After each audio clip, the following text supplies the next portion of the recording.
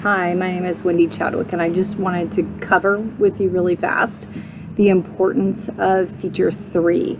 And feature 3 is reading practice and sentences, and it's super important that you start with the feature 1, which is the letter sound deck, then move on to feature 2, which is the new concept, and this should come after those.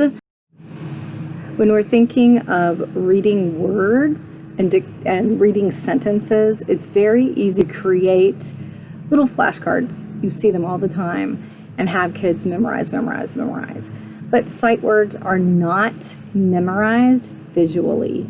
Kids do not visually look at the word and just automatically remember those letter sequences. We have to analyze them and think about them. They're stored in our brains as abstract information. When using the term sight words, it's not sight as in we're memorizing it, it's sight as in I can decode it and read it automatically with no hesitation, not being in context. So if I run across the word elephant, I do not have to sound it out. I don't have to look at a picture. There's no inferencing about what exactly does that word mean. I can just look at the word elephant. And that's done through repetition of orthographic mapping.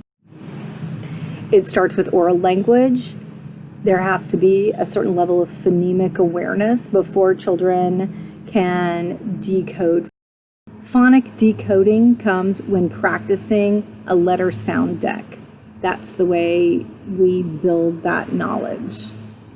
The other important part of developing reading skills is developing the orthographic mapping. That is word level reading, and not just sounding it out slowly, but automatically sounding it out. And that is a more advanced skill, and it starts with learning new concepts, and it starts with those understanding the connection between the phoneme or what you hear and the grapheme, the written part of it. A book that is really amazing that I, financial disclosure, do not get any money from or anything, but is Essentials of Assessing, Preventing, and Overcoming Reading Difficulties by David Kilpatrick.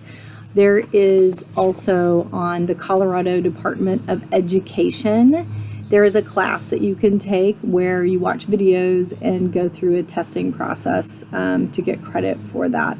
But it really, David Kilpatrick goes into a lot of details about how humans learn how to read and goes through all of the research, and I highly recommend doing a class like that. Also, in the resources page, you can see other books as well, and the links to different classes that you can take through different organizations. So when I have a word like this, instead of expecting a student to look at it over and over and over again, I usually, and this isn't required, but mark my 2-letter phonograms because the C and the K are stuck together and they only make the K sound.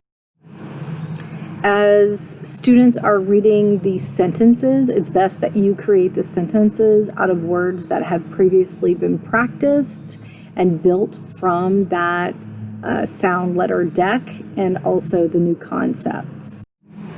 Assessment of feature 3 is built into the repetition of reading the words, reading the sentences, immediate corrections. So if they're reading a word like duck and they are turning the D around in their head and saying buck, that immediate correction, and however some people do the bed thing, some people do they're all like write a capital B and then erase part of it. There's all kinds of tricks to help a kid remember if it's a D or a B. But however you help them memorize, having immediate feedback to correct that is essential. There are some free tests online. There are also some different progress monitoring tools that there are some connections to and resources. But it's really important in order to know if students have built that automaticity, to have timed tests with word lists, so there's not a context of a story. So again, back to the elephant analogy. If I'm reading a story about a circus and I see a picture of an elephant, I can guess the word. But we don't want to know if they can guess the word. We want to know if they have internalized that spelling pattern. Have they internalized word level reading to a point where they are fluent? Feature 3, reading practice. I just looked at the video by Lisa Ryle. It's an excellent video showing you exactly how to go through the process. The next few features will go over how to build their spelling and understand irregular words.